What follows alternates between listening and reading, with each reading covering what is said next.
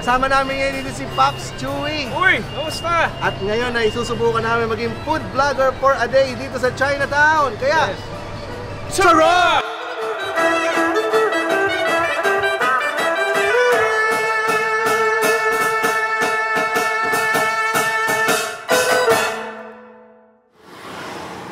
umagang kay ganda mga cool fans. Nandito tayo ngayon sa Binondo. Dito pa talaga. May na-cancel na ba sa food vlogging? Una ka. Yan ang goal today. Ano-ano mga in-order natin, Pops Chew? Wait. So, order tayo sa number 5. Order tayo ng gokong. So, order tayo ng native chicken na soup din. Tinatawag siyang medicinal Chinese food. Kasi may mga herbs siya. As usually sa China, kinakain ito ng mga matatanda. Blah, blah, blah, blah, blah, blah. Tama na, kumain ka na lang. Kasi ngayon, dahil nga yung mga guests namin sa podcast, susubukan din namin kung ano yung ginagawa nila. Kaya eto, tatry namin maging food vlogger for a day.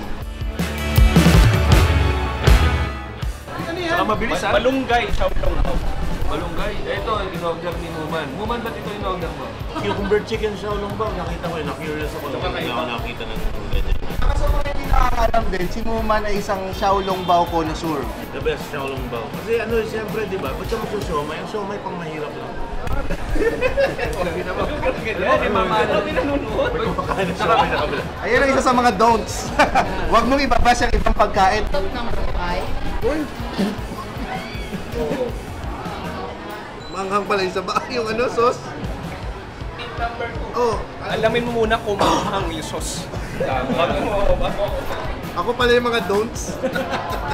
Dalawa yung soup number 5 dyan Saan ba? Yung isa yan sa'yo, soup number 5. Ano ang lakas na naibibigay ng soup number 5? Binibigyan ka ng lakas na makabawi sa ilang gabing pagbahata. Ito ba ang natural robust ng ano? Yung soup number 1 to 4, yun yung mga classic na karne. Chicken, beef, tawag dito, pork, taka seafood. Kaya tinawag na sa soup number 5, kasi yung ikalima, yun yung testicles. Ganyan. Ayan ang number. Second, don't. Bawal mag-masturbate habang kumakain. Ito yung tite. Ay, ito yung tite. Mukhang itlog talaga. Usually sa Adonis na ako nakakatikim ng bayag eh. Subukan natin si James, makalis na.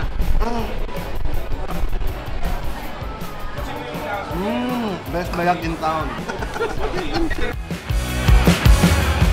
Rule number 1 sa food vlog, papagkatikim mo, yun yung description na tinatawag. Hindi mo lang sasabihin na masarap, hindi masarap, i-describe mo siya. Kung makikita mo, para talaga siyang litid. Ayan o, hindi siya karne. So, medyo gelatinous ang datingan. Ayan. Oh, okay daw, sabi ni Pas. Ganda nun. Gelatinous. Maganda yan. Food vlogger. After ng texture, ang susunod niyan, yung lasa na. Itong black chicken, sing lasa ni... Food vlogger. Feel ko nakapasa na kayo sa first two Ito, personal tip ko lang to. Ang ginagawa ko sa huli, rene-relate ko siya sa something familiar. So, ihahambing mo siya na parang, kanyari, number 5 parang siyang yung lasa niya parang nilaga na medyo, parang pares na asim. Parang gano'n. So, i-relate mo siya. Parang ganyan. Ito yung huling niluto ng tatay ko bago niya kami iwan. Inoobserba ako si Nonong kanina, kumukuha siya ng patating dito. Usually mahirap gamitin ng chopstick kapag karne. Pero nakita ko si Nonong kanina, pagkakuha niyang ganon, napilas niya mula doon sa pata. Kaya masasabi mo talagang, lambot! Ulit talaga. Pasok na yung commercial ng Food vlogger!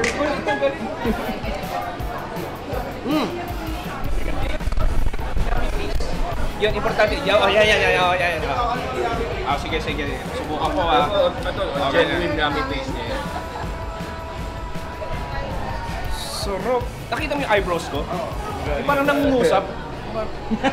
Uy, hindi yan! Sarap! Huwag yan! Bawal yan! Hindi ba yun? Yummy taste ko yun eh. Sarap. So, pakita. I-try nyo. Ayan.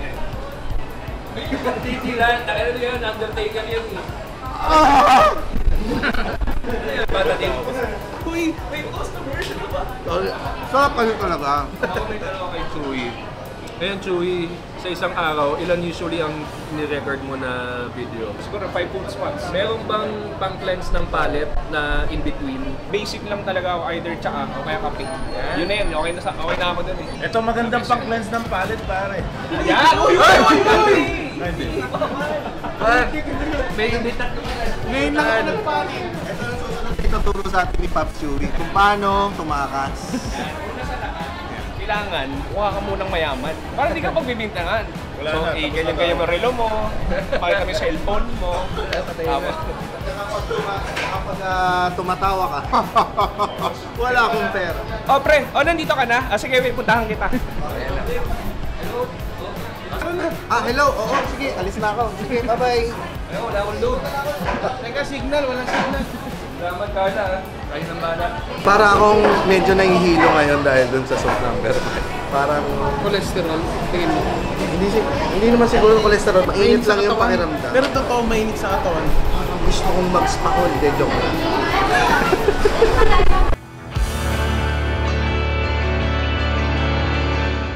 Talagang sikat na sikat ka sa mga food destinations. Well, ewan ko rin eh. Nakakailang punta ka na ba dito sa Dito Binondo? ano talaga, Binondo safe haven ko to eh. Like, college pa lang ako, minsan kumadayo na ako dito. Pero in terms of food vlogging, ilang beses. Tsaka ito yung pinaka episode ko sa Binondo. Ito ang alam ko lang lagi, ang go-to ko dito sa Waing. Binondo, Waing. Ito go-to, ito, ano ko to, underrated pa para sa akin. So Cool Pals, nandito tayo ngayon sa isang underrated Chinese merienda shop. So dito may mga matchang, siopaw, butchi, nandito na lahat. Bawal yan, bawal. Binubulong ko lang naman. Nakakabahan si Pops Chewy sa'yo eh. Gusto lang kasi binibilang ko lang dito, ang alam ko lang dito sa Binondo yung Shanghai Fried Siopaw. Pero ngayon alam ko na meron pala dito sa iba kasi ang haba ng pila doon minsan. Pag meron ka bang sticker, ano ibig sabihin nun? Parang ibig sabihin na nagpunta ako dito, eh katulad sabi ni Sir. Sir, sabi ko nakita yung sticker ko, kaya ka napakain dito. Pwede rin natin silang tikitan ng Cool Pals. Pwede. Ano natin? Yeah. Excuse me po, ma'am, okay lang daw po, dikit din sila. Dito daw mapapanood. Thank you po. Yan. Okay daw, pwede daw. Meron na rin tayo. Maglalagay din tayo ng sticker ng Cool Pals. Takpan natin yung sticker ni Chewy. Ayan o. Yan. Amazing. Okay. Tayo na ang magiging tagapagmana ng JB Tan Siopaw Center. Salamat po. Ito maganda, siopaw, wala ng papel. Kanya na mapapahiya sa mga kamag-anak mo. Huwag ba kayo ng siopaw? Nang gutom. Umaga. Kasama natin si Ma'am Willen, ang may-ari ng Masuki. Yan. At siya raw ang magre-recommend sa atin kung ano ang masarap dito sa Masuki. Siyempre, yung original mami. Tapos meron kaming special siopaw, asado yon. And then yung aming siomai. Yan, siomay. Ito. Paborito ko siomay, ma'am. Yung siomay pang mahirap lang. Kakaiba yung siomay namin kasi malaki siya. Hindi siya yung regular size. Pag sa kamao po, Ay, hindi naman ganyan kalaki. Sabi ni Ma'am, ay hindi naman ganyan kalaki. Ganito. Itong Masuki, legendary talaga. Ito, di ba, isa kayo sa original mami talaga sa buong Pilipinas. blah blah blah blah blah. 1930s, nandito na yung tatay ko. Kasama niya yung uncle niya na naglalako ng mami dito sa Binondo. Natayo itong restaurant, 1950s na, 1940s, 1950s. Ang dating pangalan nito, Mako. Ang Ma, pinito namin yun. Ang ibig sabihin ng Ma, kabayo. Ang Kong malaki. Nung kami na, ng mga anak niya nag-take over, pinalitan naman ng tatay ko ng pangalan. Ma pa rin, yung apelido namin, tapos ginawa niyang Ma Xiaoqi. Kaso mahirap kasi i-pronounce, kaya ginawa na lang niyang Ma Suki. Ang ibig sabihin naman nun, maliit na kabayo. Magkano po ang kita sa... May kita kami sa noodles. Yeah, aminado naman kami doon. Pero yung sa siopaw namin, sa siomay namin, konti lang. Kasi ang hinahabol namin doon yung quantity. Anong taon po kayo na-immerse dito sa negosyo? Actually, pharmacist ako. Dati hindi talaga ako involved sa restaurant. Diba sa Chinese family, ang babae, hindi naman talaga nakikialam. Isa lang ang lalaki namin. 16 pre-name na talaga siya para siya mag-take over. Kaso, nung nagkasakit ang kuya ko, tapos nagkaroon ng problema ang restaurant, Eh yung mga kapatid ko, mahiyain. Sabi ko, syempre kailangan para matapos lahat ng problema natin, makikialam ako. So doon na, nagtuloy-tuloy na. Kayo po ma'am, anong naging innovation nyo nung pumasok kayo dito? System. Hindi mo naman uunahin. Sistema. Kasi may friend ako na dati nasa hotel siya. So na nagkaroon kami ng problema kasi yung mga tauhan namin, wala ring sistema, wala rin kaming guidelines, everything. Sabi ko, turuan mo naman ako. So tinulungan niya ako. Tapos isa sa mga pinangako ko sa mga tauhan namin, huwag niyo akong iwanan, huwag niyo nang ituloy yung mga labor cases niyo sa amin. Pero mangangako ako sa inyo, kapag ako na mag-take over, hindi ko kayo pababayaan. Ba't parang naiiyak kayo? Hindi, ganun lang ako talaga. Very TV-eye. Kasi syempre, Anong taon po ito? 1990s. Tsaka napansin ko po sa siomay nyo, para siyang siomay hubad. Ito ay authentic masuki, dito lang mabibili. Kasi maganda nga kasi minsan yung ibang siomay, dinadaan sa balot para magmukhang malaki. No? Usapang food vlogging tayo. Ito yung hindi ko nabanggit na isang magandang aspeto o benefit din sa akin pa nag-food vlog. Yung makakilala ka ng mga katulad ni Miss Will. Yung makakatututo ka ng story, history, lessons, yung malalaman mo buhay nila na dahil sa pagkain, nangyari lahat yun. Diba? Yun yung hindi nakikita ng iba. Hindi lang to about sa sarap, hindi lang to about sa pagkain na kinakain mo, pero the story behind that story, which is ito. Dati, yung training kasi sa amin ng papa ko, so kami magkakapatid, alam namin lahat. Alam namin paano kami mag-serve, maghugas ng pinggan, marunong din kami gumawa sa production. So lahat yun ang pagdaanan namin.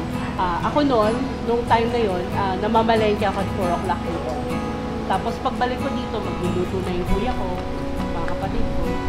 Tapos meron na magkakaha sa kapatid ko.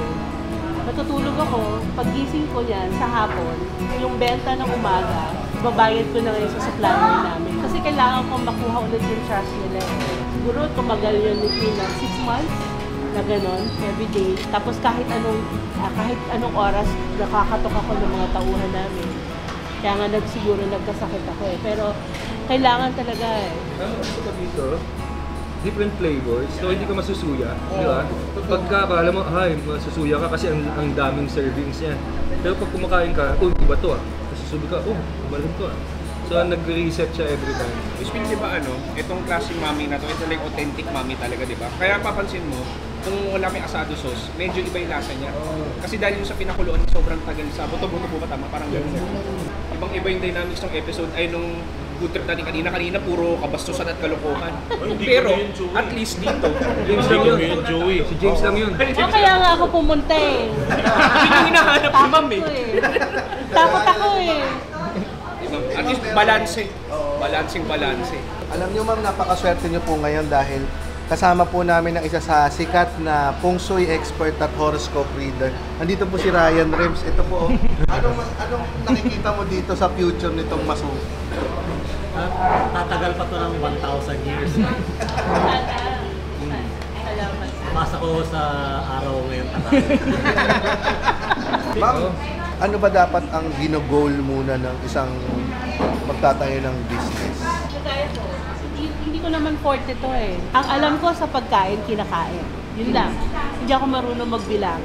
Ang alam ko sa pera, gagastusin mo lang. Pero yung magtitipid ka at tatabi mo para sa ganito, sa ganyan, hindi rin ako marunong kailangan yung passion. Yung gusto mo talaga siya. Pero kapag nag-umpisa ka pa lang, parang iisipin mo, sayang kung hindi ko siya bibigyan ng pansin, hindi ko siya tututukan.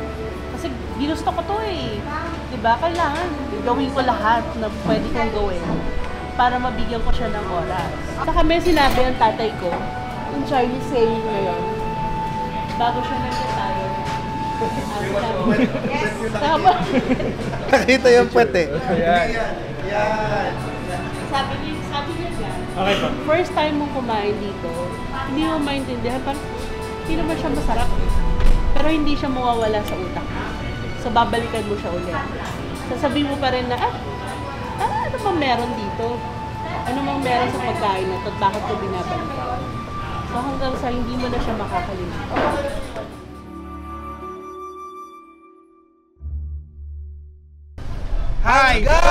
susunod na kainan.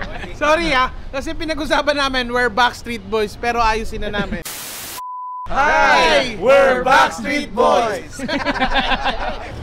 Ay, alis na po ba kayo? Sige po. Sorry po. Sensya na po. Ay, sorry po. Hanggang sa susunod na kainan dito lang sa Cool Pals! Uy, di ba Tama, Chewy. magiging si Joey sa atin, Ay! di ba? Hindi ko rin alam eh. Uy! Magiging si Chewy! Abangan Oo, nyo abangan ang nyo. podcast namin. Maraming salamat pare, with sana Chewy. natuwa kayo sa food trip na yun. Thank you, thank you. Dami namin natutunan. So it's Chura! Chura! Thank you, Masuki! Thank you. Ano ba outro mo sa Pops? Good night and goodbye. Bye! 1, 2, 3. Good night and goodbye! Bye! Dali lang pala mag-food vlog eh. We're coming from you, Team Payaman.